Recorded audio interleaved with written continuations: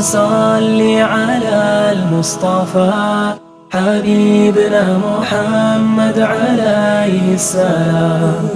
na lada idan kai sallar janaza guda daya wannan billions of abubuwan da muka ambata to sai ka yi multiply din su by 10 sannan a bisa da ya baka sake multiply din su by 70 wannan gwargwadon imaninka da gwargwadon ikhlasinka haka Allah wani zai ta riba maka wannan lada na wannan aiki da kai na alkhairi ila miyatu difin har zuwa mai kenan 700 har kuma abin da Allah ya so ya ga dama shi zai baka.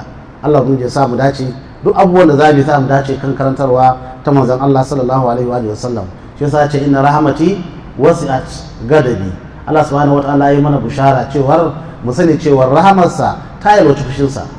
Inda Allah ubangiji subhanahu wataala yadda yake da rahama a ce iyayen fushi misqala zarratin cikin rahama da yake da shi da ba za ka samu kowa da kowa riga da ya kare, domin ayyukan sako da ake a duniya da sa'a Allah da ake a duniya zan ka tara su sun fi bautan Allah da ake a duniya.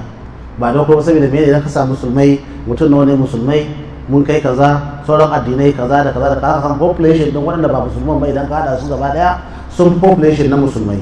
Tun a cikin musulmai idan ka population na musulmai mutum nawa suke tsayuwa ba munafurci babu kaza suke bauta ma Allah subhanahu wataala zaka samu su ma population ne kadan waɗanda ba su kai yawan musulman gabaki ɗaya ba. Zaka samu qalilan ma tu'minun Allah yake faɗa qalilan ma tazakkarun haka nan qalilan ma taqilun da sauran makamantan haka. Kowanne aiki zaka samu na alkhairi ne zaka samu Allah ya ambata cewa kadan ne suke yin wannan aiki din. Allah ka samu a cikin wannan kadan din kamar yadda sahabbai da kuma sauran mutane na kwarai suka wuce suke kullum ambaton Allah subhanahu wataala za su ci wa'annan mutane yan kadan. Sannan bayan haka na cikin karatu sai ne karo da wani hadisi na manzon Allah sallallahu alaihi wasallama da yake magana a kayan manzon da ya misalta misalin aikin sallar janaza da wannan dutse na Uhud da sunan kiradi. To haka nan kuma ya misalta zunubin mai kiwon kare a cikin musulmai wanda karen nan ba na farauta bane ba na gadi bane babu wani aikin da yake maka sai dai kawai ka dauke shi as a pet kamar yadda turawa suke ko makamancin haka ka je sha gida babu wani aikin da yake maka baya kiyo baya kaza. To annabi sallallahu alaihi wasallam ke cewa kullum rana shi kuma yana zabge maka aikin ka kiradi guda daya wani kuma ka ce kiradi guda biyu duk rana idan dai kana kiwon kare. Hakan nan babu wani sababi saboda kai dan boko ne ka je Ingila ka zanna ka ga yadda suke yi ka je Turai ka je ka America ka je ka ina ka ga yadda suke yi to kai ma sai kai koyi da su sai kai ma sai ka zo ka sai karan fashion ne ko kaza ne to ka sani kullum ranar duniya kana rusa aikin ka kiradi guda biyu inji manzon Allah sallallahu alaihi wa sallam. Wannan hadisi ya tabbata cikin Muslim ya tabbata kuma cikin Sahih Bukhari. Ya daga cikin abubuwan da Annabi sallallahu alaihi wasallam ya gallaza hani a kayan su har ma tabbatar cewa mala'ikan rahama babu shiga gidan da yake akwai mai kenan akwai kare. Wata ran manzon Allah sallallahu alaihi wa sallam sun yi magana cewa mala'ika Jibril zai ziyarce shi iya gida iya shawarar mala'ika Jibril lokaci Jibril bai shigo ba. Annabi ya riga ya tabbatar cewa mala'iku ba sa saba alƙawari duk abin da aka ga suna cikawa. Can sai manzon Allah sallallahu alaihi wasallam sai ya fito sai suka da Jibril yake cewa sai ya ta jiransa kaza ya ta jiransa sai ce to ai gidanka ne akwai kare cikin gidanka ya shiga cikin gidan shi yasa ba za mu shiga muku ba ma shiga gidan da yake akwai kare a cikin sa. Aka ja ba shi dan kuikuyo ne shiga ciki ya shiga ƙarƙashin gado ko shiga wani ya boye to saboda wannan malaka da bai shiga cikin wannan gida din ba sai da sai aka fitar da wannan karen sannan mala'ika ya shiga cikin wannan gida din. Saboda haka wani abu ne wanda muke kallon sa kamar mai sauki ko kuma ta kila saboda wayewa ta civilization an yi kaza za ka samu da suna da kwan kare to ka sani cewa dai idan ka rike kare kamar da muka yi maganar dutsen Uhud na lada to shi kuma ya zabje ma kullun dutsen Uhud na lada. Idan kana da kare guda ɗaya a gidanka kana so ka yi maintaining din ladanka to kullum sai ka nemi gun da ake sallar janaza akalla ake sallar janaza da kai kamar sau 2 ko sau 3 sannan a raka ta sau 2 da kai ko sau 3 ka ranka ya nan a gida ka gan kayi lozin din na guda ɗaya sannan ka da guda 2. Allahu ta'ala alam.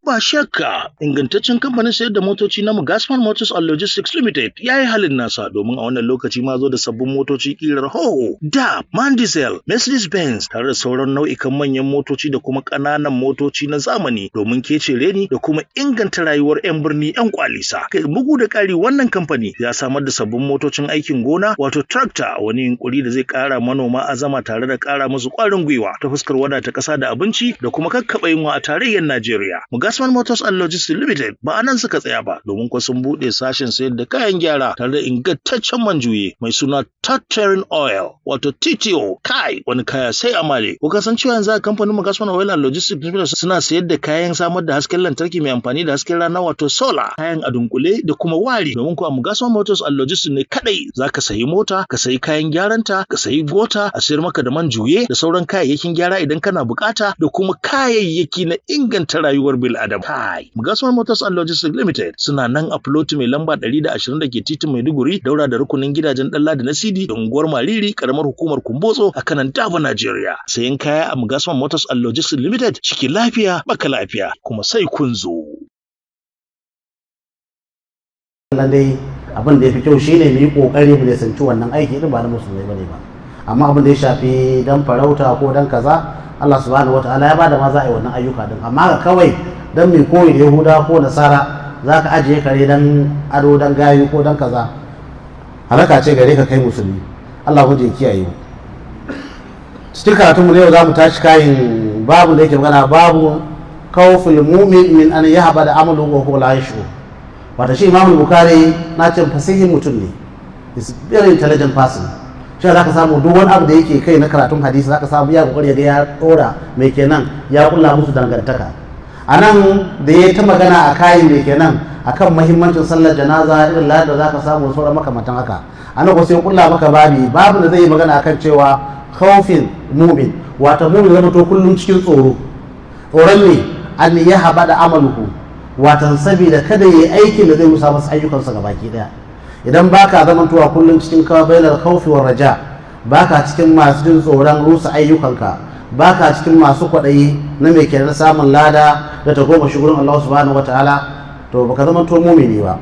Shi kullum mumini iya cikin wannan aikin, iya cikin tsoro na cewa aikin da ya yi an yi ku Allah ya karba ko bai karba ba.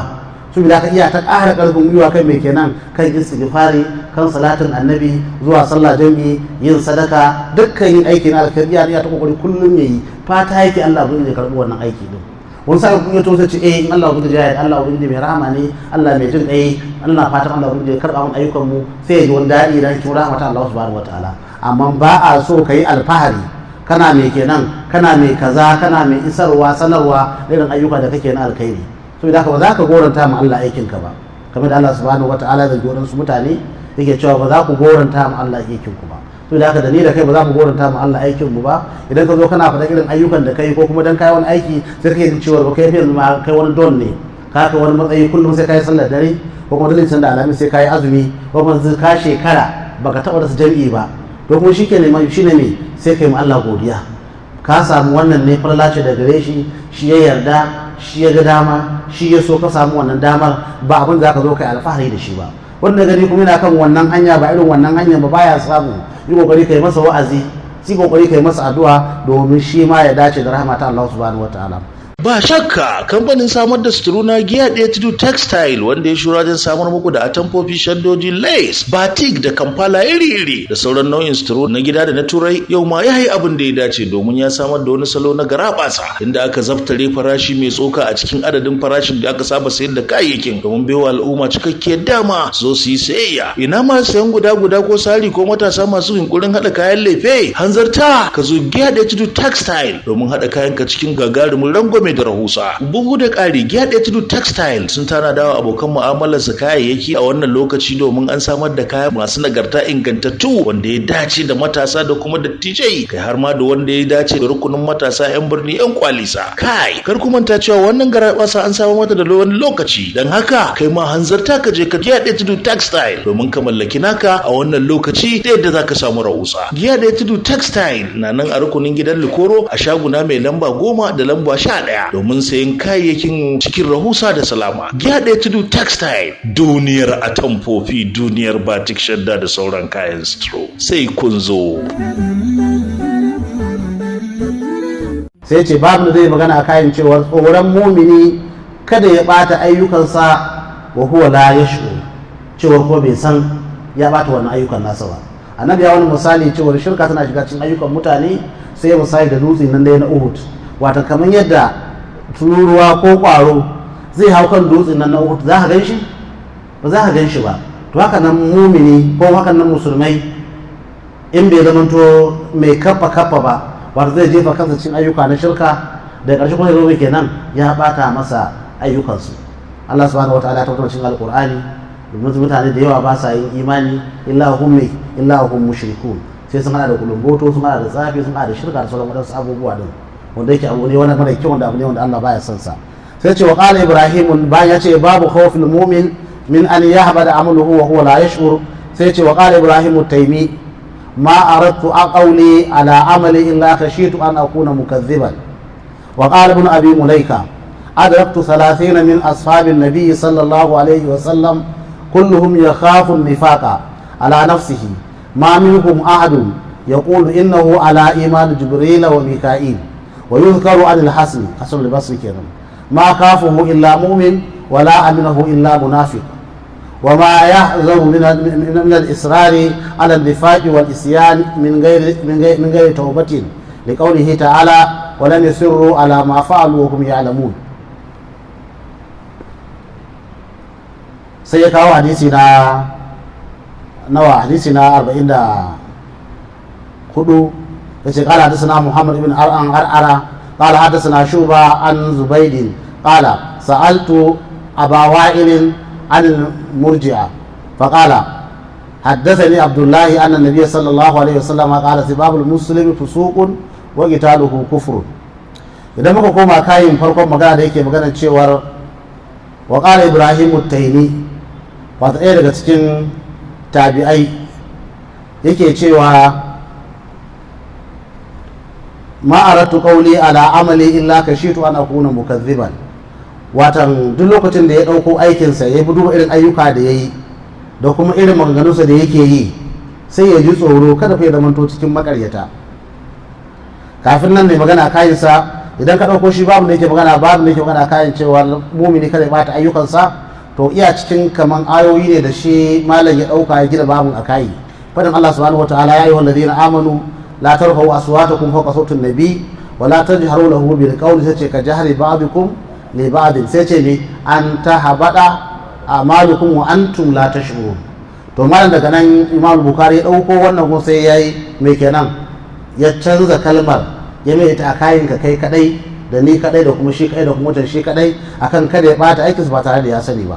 Fadan Allah subhanahu wataala ya yi wallazina amanu ya ku wanda kuka yi imani la tarfa'u aswatakum fawqa sawti an-nabi, wadan kada ku daga muryoyinku sama da mai kenan sama da murya ta manzon Allah sallallahu alaihi wa sallam, wala tajharu lahu bil qawli ka jahri ba'dikum li ba'd, da karshe ce an tahabada amalukum wa antum la tashurun. Wata yin hakan zai ja ku zuwa ga mai kenan ku rusa ayyukan ku ba tare da kun sani ba. To wannan shi Imam Bukhari kusan duk babukan da yake magana akan kitabul iman yawanci iyayen raddi ne ga masu aqida ta murji'a da kuma aƙida ta kawarij, domin su wa'annan guda biyu aƙidodi ne na tun farkon musulunci suka bayyana, suka fito daga cikin yahudawa suka shigo cikin addinin musulunci don su ɓata addinin musulunci. Allah bai ba su nasara ba har da kuma addinin musulunci na kamar da yake kai. Su kawarij suna da aƙidar cewar babu yadda za a yi kai aiki na zunubi ka ce za ka shiga aljanna. Su suna kafurta mutum da zunubi, duk aikin da za ka yi suna kafinta mutane a kayansa ba su. اللهم صل على المصطفى حبيبنا محمد عليه السلام.